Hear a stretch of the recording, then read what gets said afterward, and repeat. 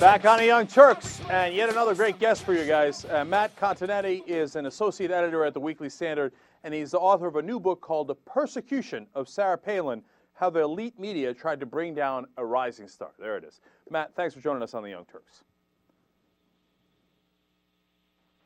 I'm sorry, Matt, we hadn't gone to you yet. Matt, thanks for joining us on the Young Turks. Thanks for having me. All right, great.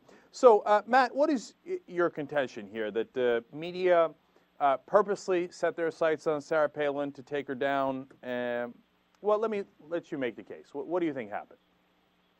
Well, I'm not sure if it was purposeful, but I do think it's exactly what happened. When Sarah Palin appeared on this national stage in August 29 of 2008, no one knew anything about her. Really, the only thing anyone knew about Sarah Palin was that she was the governor of Alaska, and she was a pro-life mother of 5. And then the media began to fill in the pieces. But the portrait that they painted of Sarah Palin, in many cases, was simply false. In other cases, it was a gross distortion of her actual record and her actual approach to politics. Mm-hmm. And then in other cases, it was just straight-out vitriol. Liberal writers and bloggers just insulting her, criticizing her, lampooning her, just basically out to delegitimize her and tear her down.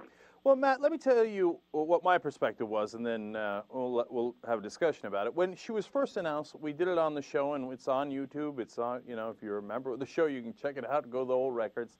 I said, look, there's upsides and downsides, and honestly, I had about 7 to 10 upsides and downsides in that selection.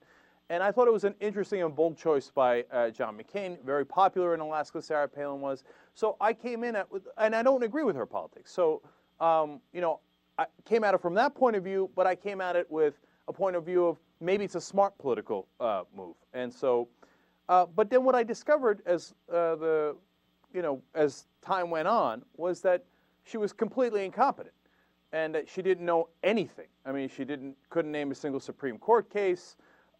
She couldn't name a single paper she read. It was down. She didn't know who Hamas was. It was downright embarrassing. Did you not see the same things I saw, Matt?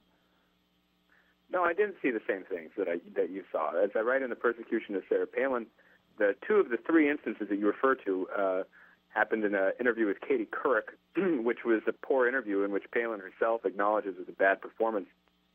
She clearly has disagreed with several Supreme Court cases, including the case recently against Exxon, the settlement there that she fought against and had been there. You mentioned YouTube. There are YouTube recordings of her coming out against that case. She just didn't bring it up for whatever reason. And she clearly reads newspapers. I know for a fact that she regularly reads USA Today and the 2 major Alaska newspapers, and also reads the Wall Street Journal and other clippings that her staff prepares for her on a regular basis. Again, she didn't answer the question. She flubbed the interview.